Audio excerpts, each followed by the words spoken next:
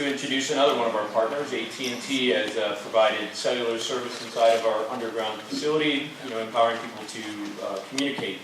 This time we get to introduce David Cowell. Located in Cleveland, Ohio, David is the Director of IoT Business Development at AT&T. David directs a team of business development managers and consulting resources within AT&T IoT Solutions Group. David's team assists key AT&T strategic customers and partners in developing and deploying solutions in the emerging IoT end-to-end marketplace. AT&T solutions span several vertical industries, including telematics, healthcare, utilities, vending, insurance, and asset tracking. David is a 30-year-plus IT veteran with the last 25 years in sales and consulting. During his 10-plus years at AT&T, David has been focused on helping customers adopt mobility application solutions. Ladies and gentlemen, David Cowell.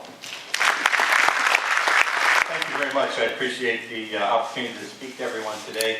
I was kind of wondering how my presentation might flow in with the other speakers today, and it was very moving video about the SAM video, as well as one of our AT&T's key partners, GE and GE Lighting. And we're doing a lot of interesting things with GE, and it was amazing that Jeffrey Elmelt actually logs in and manages the lighting in Cleveland. But he's a great visionary. AT&T was one of the founding partners of the Industrial Internet Consortium.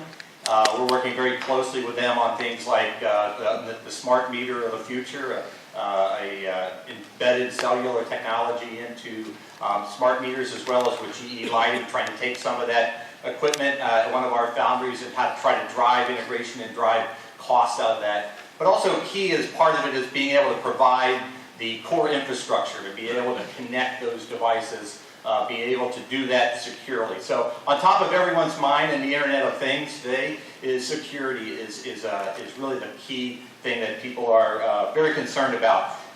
It's going to be fairly simple to connect a lot of these devices, but to manage that and be able to take care of it in a very well-oiled machine is something that I think if there's anything I wanted to take away today, that's kind of what AT&T does well. And I've had the opportunity to work with a lot of companies like Philips and on sleep apnea devices and with John Deere tractors, lots of different equipment out there. And it's a very cool space to be in right now. I've been around the internet for since it's been founded, and that's kind of when I got into technology companies back in 1983.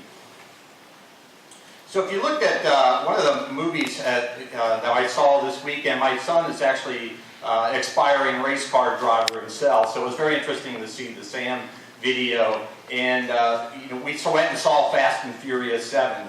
And there were some pretty over-the-top things. If you haven't seen it, I don't want to ruin it for you. Cars jumping from building to building.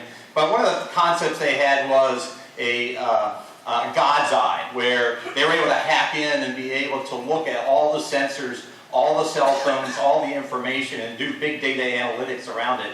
And to me, it sounded pretty over the top, but actually the idea of the concept of being able to take all that information and be able to at any time identify where a person through face recognition, like David Cowell is here speaking, because all of these devices are actually looking at him and being able to locate him.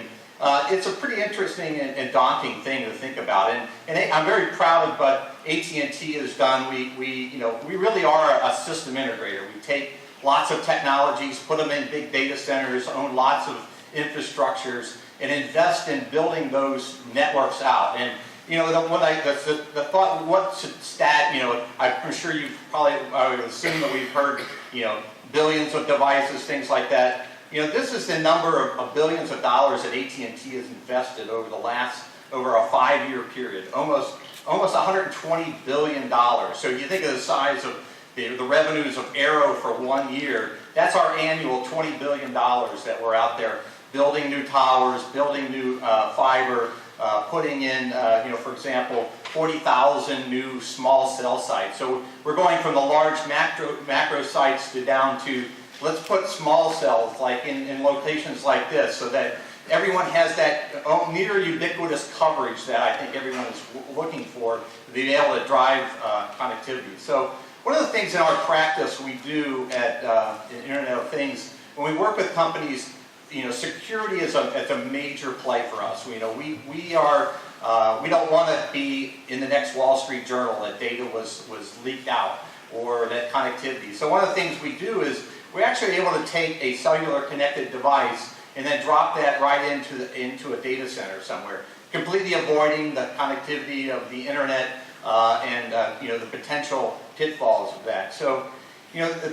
a message I would like to leave is, this is going to continue at a rapid pace, but it's all about how you manage it, how do you take advantage of it. If you think about the iPhone, and I was actually one of the people at AT&T that had to sign the early NDAs about the iPhone before it launched, and we really didn't really think at that point that was going to be that big of a watershed moment. I mean, and by surprise, what they really did, Apple really did, was they made it simple. They made it easy for people to use on. There have been smartphones around for many years, many devices, but no one really got it right. Because they couldn't make it easy for people to use. And I think when we talk about these intelligent lighting systems or all the various applications that people are thinking about, that's, again, what has to be paramount is make it simple, make it secure. Those are the two big things.